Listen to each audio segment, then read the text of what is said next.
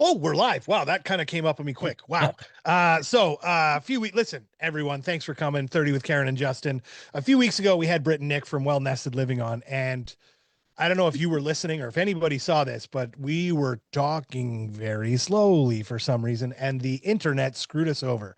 So we felt we had some audio issues, and we really didn't want it. Didn't do these guys the justice they deserved for their business and their time that they took to be here. So we wanted to have them back and say, let's do this right. And I'm sure that my wife is listening somewhere in the other room and will send me a text message if things go wrong again. Just cut it off and restart. That's right. Yeah. Shut it down. We're doing it again. If you've ever looked around your house though and thought, where did all this stuff come from? Or felt like you're constantly tidying but never getting ahead, this conversation is going to be for you, because we're talking about practical organizing, creating systems that actually work for real life, and how well-functioning homes can actually make every day feel like a holiday. Let's call it that. Yeah. Britt and Nick, thanks for coming back. Thanks for having us. Thank you. Yeah. So let's start. For those that missed it the first time, tell us a little bit about Well Nested Living and what exactly you do. Sure. Yeah. So we are a Burlington-based company, and we support busy people, busy professionals in creating easy to tidy homes. So you talked about a lot of those friction points that we're experiencing in our homes. And we come in and we help you right size your inventory. We help implement the right systems that will make every day run a little bit smoother.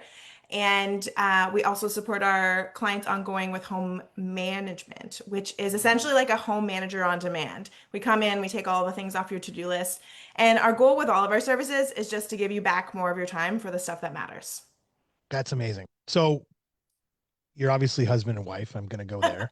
Mhm. How did you Still two married. end up decide? Yeah. How did you do to each other? Hopefully. Yeah. Oh, yeah, So, yeah. how did the two of you end up building this together? Oh, good question. So both of us have extensive backgrounds in the corporate world. I come from an operational background, which probably comes as no surprise. Systems, organization, efficiency, all those things are really important to me. Nick has an extensive background. Maybe you can speak to it. Yeah, I mean, I come from the corporate construction world, commercial construction world. Right. And long story short, and I'm just going to be candid here. I mean, Well Nested is Britt's baby. She is the owner. She is the founder. She, runs the ship, and I'm the ugly mug who gets to go and say, hey, you know what? Check out what this amazing woman can do. And sometimes I haul garbage away and, do all the heavy lifting. But I think we kind of saw where her zone of genius was, and that is looking at spaces and outlining or understanding how they could best perform within the context of what is functional for your family. We are a young family. We have two crazy kids. A lot of people have crazy kids, and we understand the friction that comes in the busy mornings and when everyone lands after work and school, and how your space can work for you to ease that friction. Mm. Yeah. Is clutter really about having too much stuff, or is it something else? Like, is there something else about that?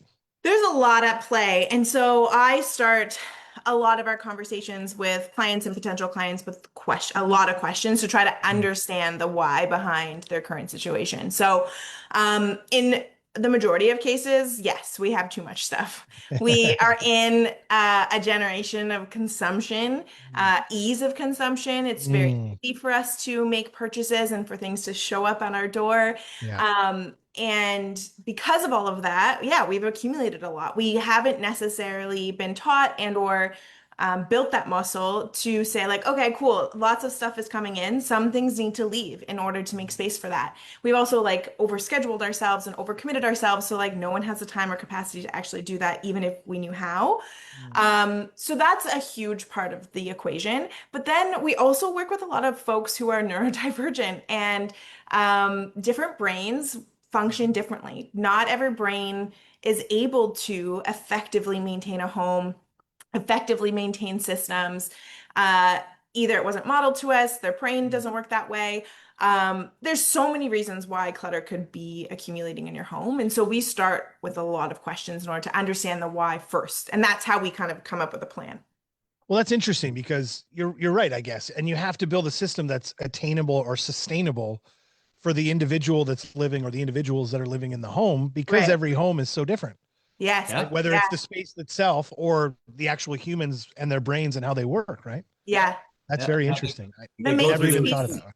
Yeah, the maintenance piece is huge because obviously, this is a business. And so I think some people are like, oh, well, you don't care if they maintain it because then they'll just call you back.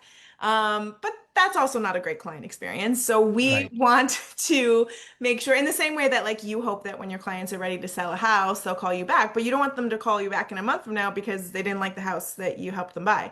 Mm. You want them to have that good experience as well. So, it's important to me that they have the tools and that to maintain it, which we do provide, and that also that what I implement works for them, not necessarily for me or what works in my home, but that it works for them. So there's a lot of adaptation and adjustments there. Mhm. That's a really great point. I was just going to say on that note, just popped into my head. I was thinking like the idea that like, um, you know, from a misconception standpoint, like we see Marie Kondo, for example, or like even think about a diet, right? When you think Yeah. about diets and you're like, it's so extreme sometimes and you have to stick to it. And the Yeah. second you stop dieting, it all comes Yeah. back. Yep. Or the Yeah. Marie Kondo thing where it's like, it just feels unattainable to Yeah. want to have to do that and live that way every day. Yeah. Yes. Right. So is there something that you work through to kind of gradually get people to a point? Yeah, for sure. And also like the home edit. Also, I get that referenced a lot, which is like a show on Netflix where Mm, everything is color coded and beautiful and hundreds of dollars of systems integrated into the home. So there's like everything in life, there's a lot set up for us of what the ideal, I guess, should look like. But ultimately it comes back to what you can do, what feels good for you. So when we walk through a space, for example, I start with like, tell me what your friction points are. Like mhm. when you're going through your major routines, like what is it that you're getting frustrated about? What are you picking fights about? What is slowing you down in the morning? And solving for those things first. We have a lot of conversations around like, okay, I prefer to have my cereal decanted into clear containers. Mainly because I live with two ADHD brains who will never close a cereal and it will always go stale. Yes. Um, Sitting right here. Fair enough. but also because I like that. Mhm. But I have to ask clients, if I did that in your pantry, would you do it again when you go grocery shopping? Would you decant the cereal into the bin? Because Sure. if not, I'm not putting it in your um, Yeah. pantry. Covered. Yeah. Yeah. Yeah. Yeah. There's so many of those things that have been designed to make us think that that's like the perfect way of doing things. But again, if you can't maintain it in weeks and months after my visit, please tell me. Yeah. I mean, Is like, there is go ahead. no, I was going to say, when we are consulting with the client before we, get into the home, we're really sussing out the personality type. Sure. What is going to drive them to functionality in their home every day? Right. Especially for young parents, busy professionals, but specifically young parents, they've already lived a lifetime before the kids are Mhm. off at school. They have negotiated, they have tried to get things dressed. For some reason, the kids are now, less dressed than they were 10 minutes ago when it's 5 minutes at school. And so what we're trying to do is create that space where even kids, for example, they can have ease in their routine. Our kids, and I'm going to use an example with our kids, we have bins of shoes by the front door. They're not perfectly, stacked in sizing, but they're just bins. They can visually see, okay, I want this pair. They're right by the door. Grab them, put them on their feet, and head out the door. So it's not necessarily going for the color coded, dopamine blast, beautiful, type of organization feel. I mean, that if you want us to do that, we can absolutely do it. I think that's her love language, but it's for that functionality so that you and everybody in your house can go through their day with Yeah. ease. Yeah. Is there stages in life that change the way that organization works? Because you kind of mentioned the kids thing and it kind of clicked Yeah. with me. And you mentioned the idea that they've lived a whole life. So they Yeah. have a whole life of learning how to live alone or Yeah. however. And Yeah. then kids show up and it's like, Oh. what the F do I do now? Yeah. Yeah. Yeah. There's definitely different seasons. So we have specialized in family homes, but we work with all ages and stages. And so we see it all. There's obviously nuances like young kids to tweens and teenagers, their bedrooms, and the nuances that come with tweens and teens bedrooms Mhm, is a mhm. whole other ball game. Yes. Um, and also that transition from like playing with toys to not playing with toys is also a huge one for parents having to navigate like letting go of things and all that. But then Sure. when we've got like, empty nesters, then we've got conversations around like, okay, what are we keeping of our Yeah. kids? How are we clearing out those rooms? How are we downsizing? Are we staying put? How are we utilizing the space? Those are like very emotional Mm, conversations that we're having with folks. And then later on in life, when they are like fully downsizing, their kids have grown, with having difficult conversations around like, okay, now your kids own their own home. They don't want you to show up with 20 bins of stuff that you yeah. pack for Yeah. them. So how do we pare that down? Ideally, we're trying to encourage our clients to have those conversations and to go through this practice before they get too sick or too old, because all of our stuff becomes more meaningful once we're gone for Yeah. all the people Yeah. grieving us. Yeah. Yeah. And so having those deliberate conversations, and I facilitate those a lot, is easier actually. It feels icky at first, but it's easier when you're here. So you can tell me if that tablecloth has a story, because when you're gone, I'm going to think it does. And now I have to hold on to this tablecloth for the rest of my life, thinking my grandma loved it and she actually hated it, or whatever, whatever those stories are. And there is a term, Justin, it's called Swedish death cleaning. And it is literally cleaning out the stuff before the person dies when they are of sound mind. And it works wonders, both for, Right. those who are succeeding the person who's passed, but also, the person who is elderly and knows that, there is going to be a point in time where their kids are going to have to be clearing out their house. It gives Sure. them peace of mind too. There's So also is it, go ahead. Yeah. No, I go was just ahead. gonna say there's also a lot of relationships impacted by stuff Yeah. in a way Yeah. that we don't actually talk about as often, but I see every day. I just had 3 consults this morning, and every single one of them talked about the conflict they're having with their partner about the stuff in their house. Uh, and it's super common, not necessarily like this person's tidy, this person's messy, but it's like this person thinks I shouldn't keep this and I want to keep it, and I really like to have all my photos and knickknacks displayed, and this person wants a minimalistic, aesthetic. And Sure. so I come in often as like this unbiased party to help mediate the bridge in partnerships. Yeah.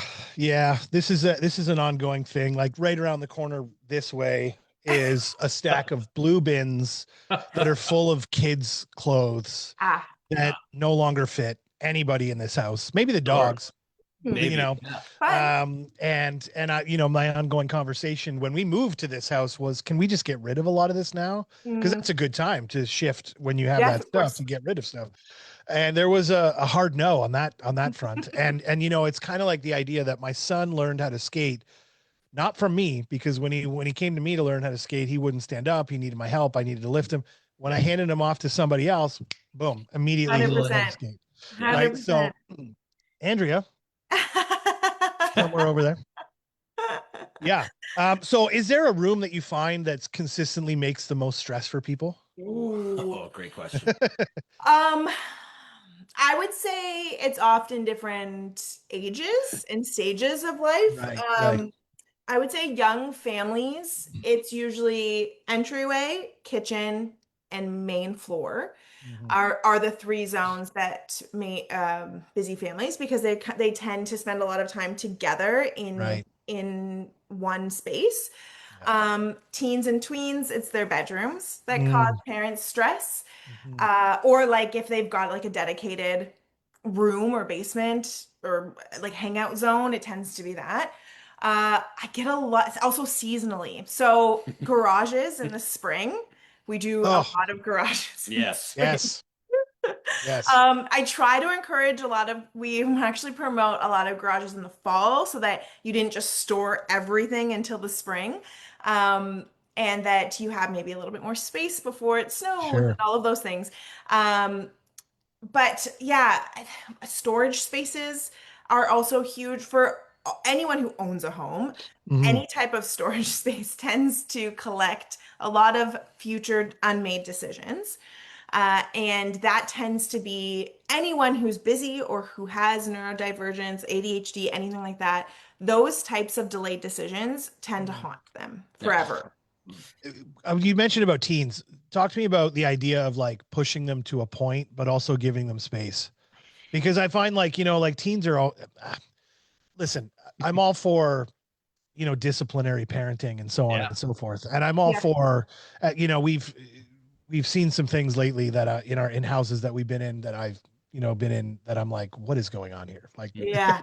Yeah. and this house is for sale, and I'm like, well, how could these kids not Yeah. just pick up after themselves? Yeah. Teens are terrifying. They really Yeah. are. So what's the guideline, or what's like the threshold of like, to a point, you got to be realistic, and the kid's Yeah. going to be the kid, Yeah, honestly, I have never, aside from maybe my own bedroom as a teen, I am who I am. I have never walked into a teen bedroom that was like buttoned up. Right. Even for the parents who are like, oh, my kid loves organization. Can they just like watch you do what you do? Their bedroom's still a disaster. So Sure. rooms tend to just collect that. Um, I find I find a couple of things. One is that parents are almost never going to have any success with getting their kid to clean up the room, tidy the room, put the right systems in. It's Mhm. just the dynamic at that age and stage that like mom or dad know nothing or they're just annoying and naggy. So I've done a number of teen rooms where the mom or dad will hire me and I just work with the teen. Mhm. And we get so much further because it's not mom and dad's opinion. Yeah. Yeah. They have a lot of ownership because they know I'm not going to say like you have to do this. I'm just going to Right. make some light suggestions. I'm going to give some options and then you get to choose. You have a lot of ownership. And it's about creating systems. So like I'm always finding wrappers and food hidden under their bed. So like maybe we just give them a zone where like if they're going to sneak snacks, maybe they just like keep it in one spot so we don't get rats. That would be great. Right. Yeah. If they want to display every award that they ever have, let's set up a system that they can do that without it being like pinned into the wall. Yeah. Right. There's definitely ways to like meet them where they are. And often if you ask them, like I start with a lot of teens of like, what would you love your room to look like and feel like? Like, tell me, did you go to a hotel you really liked that you like the aesthetic? Show me a Pinterest board. And they actually like that. It's Mhm. it's honestly the mom dad dynamic that is the biggest The friction point. biggest stick in the Yeah, mud. I Yeah, mean, I I get think it. once you get over the hump of, listen, mom and dad, and we have it with our kids too, the shared space, that's our vision. I mean, we are the ones who are going to uphold the standard for cleanliness. Sure. Your room is your room. You tell us your design, what you want to do, that is your space. Granted, hygiene, no rats in your room, That's but a good one. yes, let's start there. But it's more of that understanding of, hey, listen, mom, dad, the room is their space. We understand that there are certain, things that you will not allow in their room. Food on the floor being one of them. But, let's work with your team to just determine how they can have agency over their own space. Because this is I going to like be that. their calm spot, right? Yeah. Yeah, yeah, I like that a lot. It gives them that ownership, like you said, that agency to sort of care for it the way they want to care for it, and hopefully, it makes them more proud to keep it clean in a way Yeah, Exactly. because and they've designed it. at the Yeah. end of the day, we're also raising humans to go off and be adults and maintain Sure. spaces. So there are skills that they need to learn. Mhm. We can't just wash our hands of that. And so I think, like I talk about often, we have a daily reset routine that we ask every client to adopt after we've worked with them. But it's like a 15-minute reset. And honestly, it sounds funny. It's the most downloaded tool, but parents will say like this is literally life changing. It's the Mhm. most simple thing. 15 minutes Sure. every day habit. And if we just actually held everyone accountable to that, established the habit in our home, Yeah. spaces just wouldn't get out of control. And so if we just asked our teen every day, reset your space to what your best standard is, then Yeah. we don't have a whole garbage contractor bag full of snack wrappers. And That's I think fair. removing a friction point too, which is, you're going to hear, hey, let's reset the house. And, your mind goes to, hey, my house is a disaster at the end of the day. Well, no, after we come into space, it's actually not because we are easing that friction through the home. So your reset is really a quarter of what you think it's going to be. In Sure. 15 minutes, it's going to get to, just a post cleaner has come in. It's all neat and tidy type of house because we have been able to create those spaces and those systems where, it's easy throughout the day to throw the shoes back in the bin or whatever it may look like. Mm. Um, September is right around the corner. Are there any parental organizing tips that parents need to sort of think about as they get ready for school? Yeah, I say a couple different things. One is to have a system for papers. Good Papers call. tend to overwhelm families with school-aged kids. There's a lot that comes home, especially at the top and end of the school year. So at the end of the school year, I was promoting like, hey, Those teachers are going to send all of the artwork that they did all year long, and you're going to have a plan for that. At the beginning of the year, it's a lot of those like, here's the introductory list of papers, and then ongoing. So we like to suggest like a command center somewhere in the main floor, whether it be at the front entryway or in the kitchen. And that's collecting three different sections, which is to read, to action, to file. So to read means the kids are dropping their papers in there from their bag. Your job is to check that every day and make sure there's not anything that needs your action. To action is like, okay, I've read it, but I don't need to action it. I don't need to pay it right now. I don't need to sign it right now, blah, blah, blah.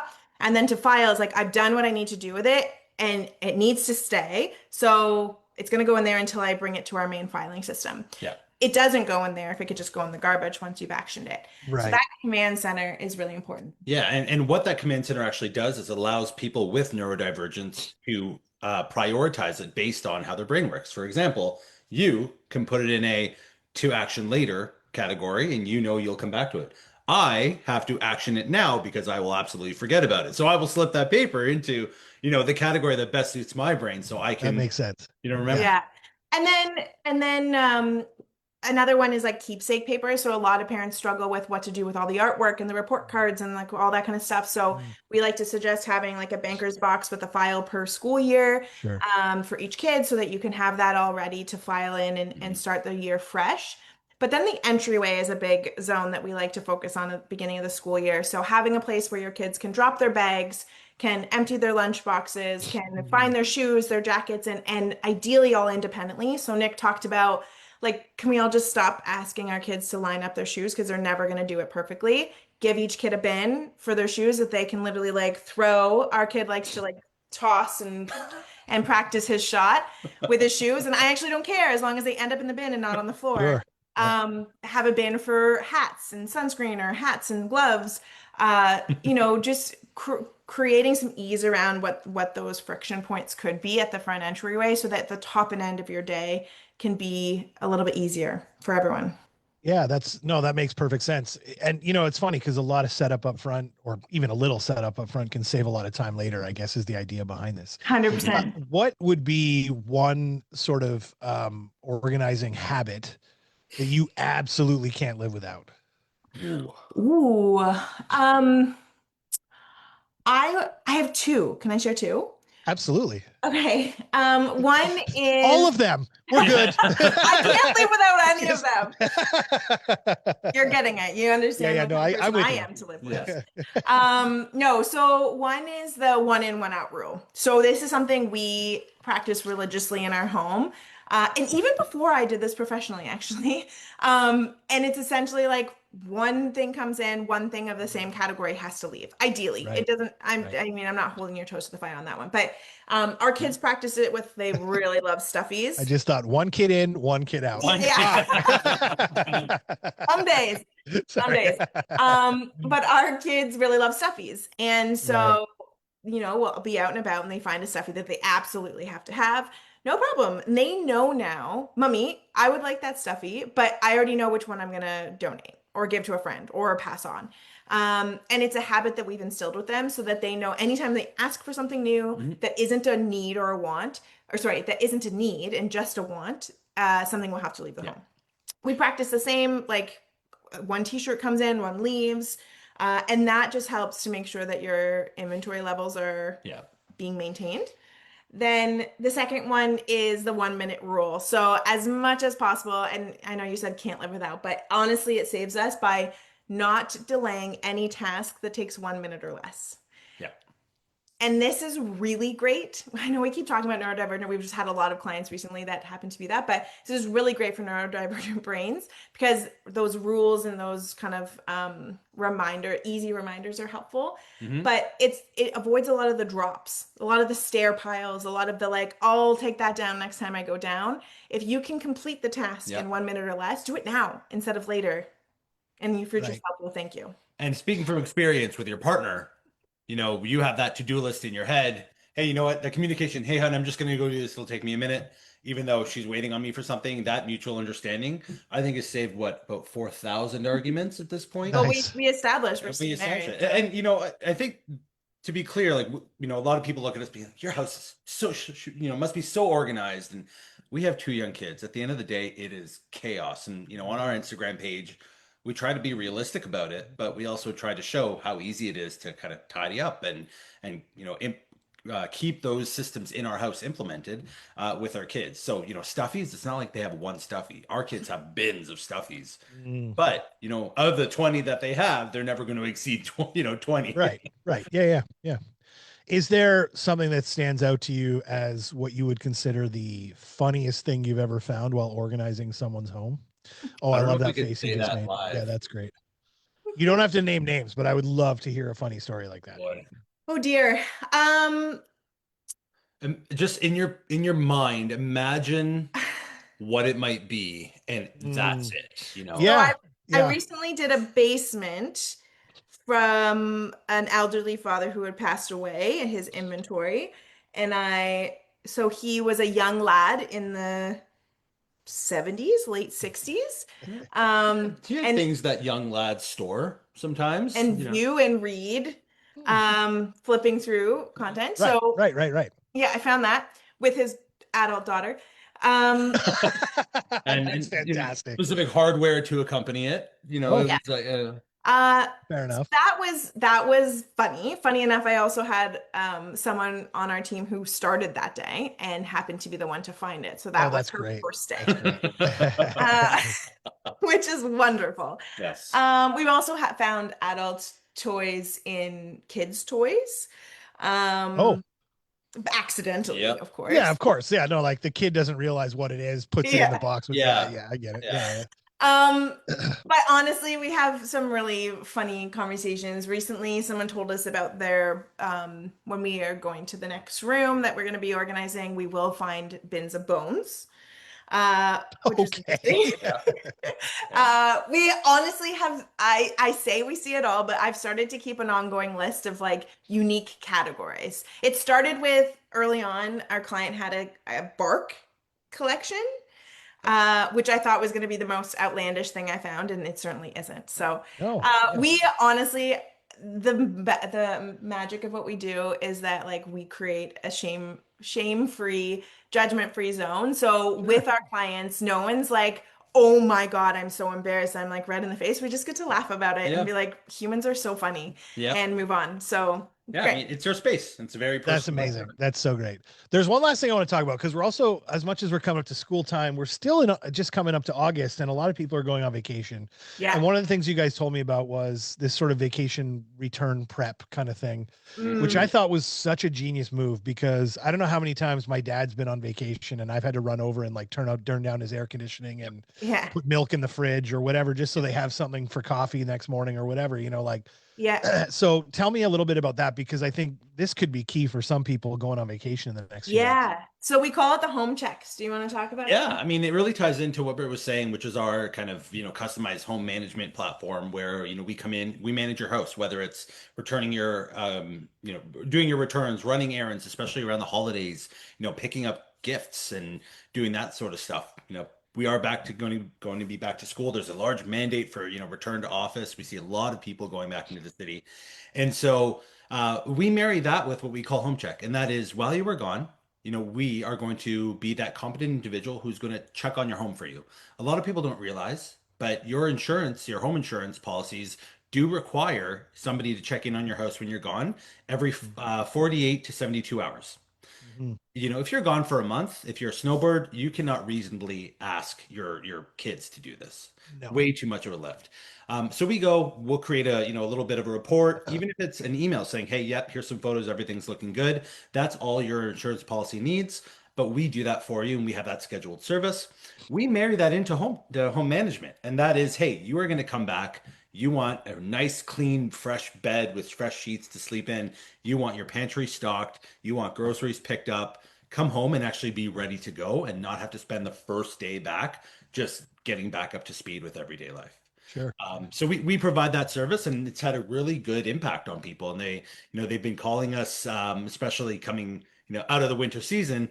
They've been calling us to kind of get their homes ready for them. And especially in prompt of the summer, spring, or even to go away after your summer vacation. That's amazing. I think it's a great service. I just never heard of it before. Hmm. And it's like, I'm the guy that does that for my family. Yes. So, Exactly. Here we go. There we can do this.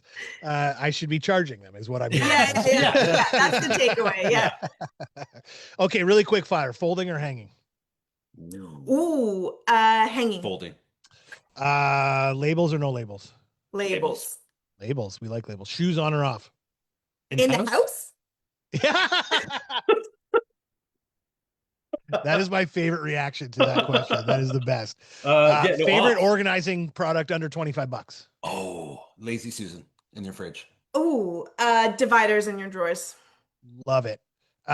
Okay, that's all I got for the quick fire. And Ooh, what I'm going to say, is that fun? Like I added that in. This is fun. So fun. Yeah. So listen, people want to get in touch. You have a website? Yep. We do. Wellnestedliving.ca. We'll put all that below in the chat. They can, what's the first step like? Just reach out. Yeah. And So we'll do a consult. Yeah. Yeah, in terms of social media, we're most active on Instagram. So check us out there. We can link that as well. But yeah, so I often get DMs, emails, hello@wellnestedliving.ca, or we have a direct link in our Instagram bio where you can just book a consult call. There's no commitment. It's just a free conversation. Awesome. You show me the space and we kind of talk about what's possible. Amazing. Thank you guys so much for coming back again. Sorry for our stupid screw up the first time, but we made up for it this time, I'm pretty sure. It was so good. Thank you. Awesome. Thanks so much. We'll talk to everyone next week. See ya.